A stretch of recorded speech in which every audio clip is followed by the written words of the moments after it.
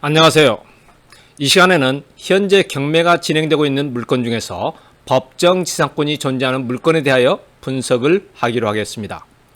현재 이 물건은 법정 지상권 때문에 최초 법사 가격의 70%로 경매가 진행되고 있는데, 우사와 축사가 있는 물건을 경락받을 경우 법정 지상권을 어떻게 분석해야 되는지를 자세히 알아보기로 하겠습니다. 자, 필자는 경매와 관련한 다수 책자를 집필하였으며, 최근 만화로 배우는 부동산 듣기 책자가 출판됨으로 인하여 만화로 배우는 경매 시리즈 책자를 완성하였습니다. 이 모든 책자가 각 서점가에도 배포되었으므로 참고하시길 바라며, 최근 필자는 유치권 관련 책자의 집필을 마치고 만화가에게 넘겼습니다. 자, 필자는 현재 의정부에서 세형 경매 학원을 운영하면서 강의를 하고 있습니다. 강의와 관련해서 많은 분들이 전화로 문의를 하시는데, 학원 등록 여부와 관계없이 한번 들어보시는 것은 언제든 환영하기 때문에 매주 화요일과 목요일 오후 7시부터 9시까지 강의 시간에 맞춰서 방문하여 들어보실 수 있다는 말씀을 드립니다. 매 강의는 강의 교재로 1시간 내지 1시간 20분 정도를 강의를 하고, 나머지 시간은 현재 경매가 진행되고 있는 물건을 8건에서 10건 정도를 분석해드리고 있습니다. 또한 필자는 현재 코로나19로 인한 대면 강의의 어려움을 타개하고자 비대면 강의를 준비하고 있는데, 이와 같은 시스템이 완성되면 원거리에 계신 분들도 편하게 강의를 수강할 수 있을 것으로 기대합니다. 자, 이 시간에 말씀드릴 물건은 인천지방법원 2019 타경 36,112호 물건입니다. 이 물건은 건물이 경매에 포함되지 않아 법정지상권이 문제가 되고 농지취득 자격증명원을 제출해야 하는데, 농취증에 대하여는 필자가 누차에 걸쳐 방송을 하였으므로 이해가 안 되시거나 듣지 못하신 분들은 다시 듣기를 하시면 되겠습니다. 참고로 아래에서 보여드리는 모든 사례는 지지옥션 경매 사이트에서 발췌한 내용임을 알려드립니다. 자, 관련 사건 내역을 보면은 본 물건은 도시개발구역이며 대곡 2 도시개발구역 지정조청에 따른 주민 등의 의견 청취를 위한 공람 공고 등을 위반 중이라고 나옵니다. 이런 경우 필자가 도시기본계획을 봐야 한다고 말씀을 드렸습니다.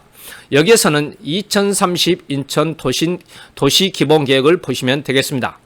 각 지자체의 도시기본계획은 각 지자체의 홈페이지에서 확인할 수도 있지만은 지자체에 따라서 각각 다른 곳에 위치해 있어서 여러분이 찾기가 힘든 경우가 많이 있습니다.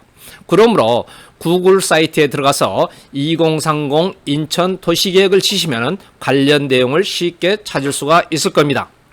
도시기본계획은 특별시, 광역시, 시 또는 군의 관할 구역에 대하여 기본적인 공간 구조와 장기 발전 방향을 제시하는 종합계획으로서 도시관리계획의 계획 수립의 지침이 되는 계획을 말합니다. 그러므로 2030 인천 도시계획이란 2030년에는 우리 인천을 어떻게 발전시키고 도시관리를 어떻게 하겠다는 바로미터의 역할을 한다고 보면 됩니다. 시간이 되시는 분들은 한번 열람해 보시기를 바랍니다. 자, 보시는 바와 같이 본 경매 물건의 현황입니다. 경매에 포함되지 않은 창고와 같은 건물이 있는 것을 볼 수가 있습니다. 자, 본 경매 물건은 지적되어 있고 노란색 부분이 도로입니다.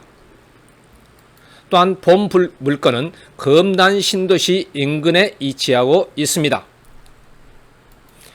또한 토지 이용계획 확인을 보면은 자연녹지 지역이며 도시개발구역이라고 나와 있습니다. 자, 필자가 토지와 건물 등기를 확인했으나 토지 등기만 나오고 건물 등기는 나오지가 않습니다. 보시는 바와 같이 86년 7월 31일부터 소유자는 윤엽씨입니다. 또한 농협에서 토지의 근저당권을 설정할 당시 건물이 있었으나 공동 담보를 하지 않고 지상권 설정만 했습니다. 왜 농협에서 토지의 근저당권을 설정할 당시 건물에는 근저당권을 설정하지 않았을까요? 필자가 확인한 결과 건물 등기는 없지만 건축물 관리대장은 있습니다. 그런데 왜 건물에 대하여는 건물 등기를 하지 않았을까요? 그 이유는 건축물의 용도에 있습니다. 건축물의 용도가 계사로 나와 있는 것을 볼 수가 있습니다. 그렇다면 계사는 건물 등기를 할 수 없는가입니다. 이제 축사의 부동산 등기에 관한 특례법을 보기로 하겠습니다. 이 법은 목적에서 알 수 있듯이 개방형 축사의 부동산 등기에 관한 특례를 규정하여 개방형 축사에 대한 재산권 보장과 거래의 안전을 목적으로 합니다.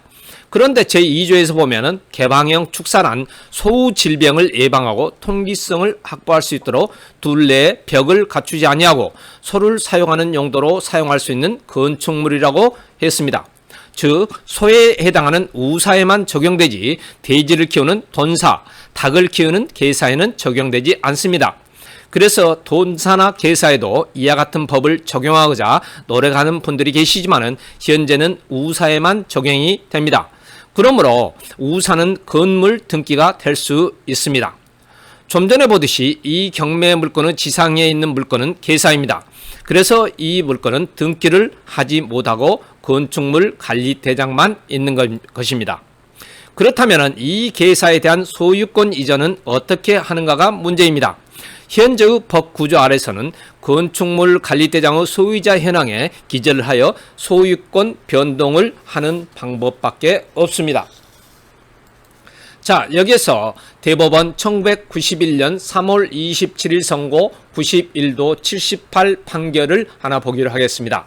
이 판결에서는 철제 파이프로 된 기둥과 골격이의 천막의 일종으로 보온덮개를 한 게사도 토지에 정착하여 이동이 용이하지 아니하고 기둥과 지붕과 기둥 등의 구별이 가능한 공작물로 보여져 건축법에 의한 건축물에 해당한다고 판단하였습니다. 그런데 이 판례와는 달리 건물 등기는 되지 않는다니 어떻게 보면 조금 이상하실 겁니다. 자, 보통의 대법원 판례에서는 독립된 부동산으로서의 건물이라고 하기 위해서는 기둥과 지붕, 주벽이 있으면 된다고 하는 것을 알고 계실 겁니다. 그런데 우사와 돈사, 게사는 어떻게 보면 같은 것으로 보이나 이렇게 특별법으로 우사만 건물 등기를 하게 된 겁니다. 아무래도 이 법을 위하여 우사와 관련된 분들이 노력을 더 많이 하신 것 같습니다. 자, 이제 결론입니다. 본건은 건물 등기는 없지만 건축물 관리대장은 있으므로 건축물 관리대장을 위하여 표를 만들어 보면 이와 같습니다. 즉 2008년 8월 22일 농협에서 최초로 근저당권을 설정할 당시 토지와 건물의 소유자가 동일하고 건축물이 있었기 때문에 법정지상권은 성립합니다. 그렇다면 낙찰자는 건물 소유자를 상대로 지료 청구 소송을 해서 지료를 받을 수는 있습니다. 그런데 현재 이 건물을 소유자가 사용 중이라 지료를 내지 않으면 그 지료를 원인으로 강제 경매를 진행해야 하는데 상당한 시간, 적어도 3년 정도 시간이 걸릴 것을 생각하시고 입찰에 응해야 합니다. 자, 오늘 이 시간에는 인천지방법원 2019 타경 36,112호를 통하여 법정지상권을 분석하는 방법에 대하여 알아보았습니다. 자, 이제 방송을 마치기 전에 여러분들이 방송을 원하시는 내용이나 주제 또는 사건 번호를 올려주시면 가능하면 방송을 해드리겠고, 이렇게 올리시기 전에 구독과 좋아요를 꾹 눌러주시길 바랍니다. 또한 필자가 강의하고 있는 의정부 세형경매학원에 들리실 기회가 된다면 실제 강의를 한번 들어보시는 것도 환영합니다. 자, 이상으로 마치겠습니다. 감사합니다.